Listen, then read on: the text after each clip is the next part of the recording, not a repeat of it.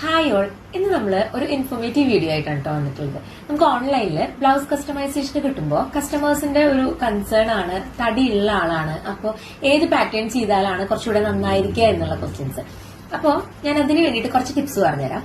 നിങ്ങളിപ്പോ തടിയുള്ള ആളാണ്, bus size കൂടുതലാണ്, അങ്ങനെയാണെന്നുണ്ടെങ്കിൽ നമ്മൾ എപ്പോഴും നെക്ക് ചൂസ് ചെയ്യുമ്പോൾ, നെക്കിന്റെ പാറ്റേൺ ചൂസ് ചെയ്യുമ്പോൾ സ്ക്വയർ നെക്കോ അല്ലെങ്കിൽ വൈഡ് ആയിട്ടുള്ള റൗണ്ടോ ഡീപ്പ് വിയോ സ്കൂപ്പ് നെക്കോ അങ്ങനെയൊക്കെ സെലക്ട് ചെയ്യുക. അതുപോലെ തന്നെ സ്വീറ്റ് ഹാർട്ട്.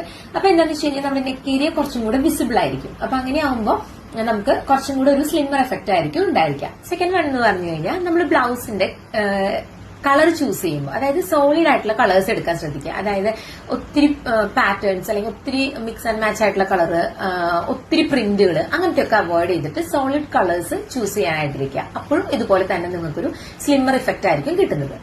അതുപോലെ തന്നെയാണ് നമ്മൾ സ്ലീവ്സ് വെക്കുമ്പോൾ. നമുക്കിപ്പോ ഓൺലൈനിലൊക്കെ മെഷർമെന്റ്സ് തരുമ്പോൾ സ്ലീവ്സ് ഒക്കെ ഒരു 4.5 ഇഞ്ച് ഇറക്കത്തിലൊക്കെ തരും. അപ്പൊ അങ്ങനെയൊക്കെ ആകുമ്പോൾ നമ്മുടെ ഉള്ള തടീനേക്കാളും കുറച്ചും കൂടെ കൂടുതലാണ് അങ്ങനത്തെ സ്ലീവ്സ് ഇടുമ്പോൾ തോന്നുന്നത്. അപ്പം തടിയുള്ള ആൾക്കാരാണെങ്കിൽ ഒരു മുട്ടിന്റെ തൊട്ട് മുകളില് അല്ലെങ്കിൽ ഒരു 3/4 ഫുൾ സ്ലീവ് ഇങ്ങനത്തെയൊക്കെയുള്ള സ്ലീവ്സ് ചൂസ് ചെയ്യുകയാണെങ്കിൽ നമുക്ക് കുറച്ചും കൂടെ മെലിഞ്ഞിരിക്കുന്നതായിട്ട് തോന്നും. അപ്പോൾ ഈ ടിപ്സ് ഒക്കെ ഒന്ന് ട്രൈ ചെയ്തിട്ട് നെക്സ്റ്റ് വട്ടം നിങ്ങളൊന്ന് ബ്ലൗസ് കസ്റ്റമൈസ് ചെയ്ത് നോക്കിയിട്ട് ഫീഡ്ബാക്ക് അറിയിക്കുക. Thank you.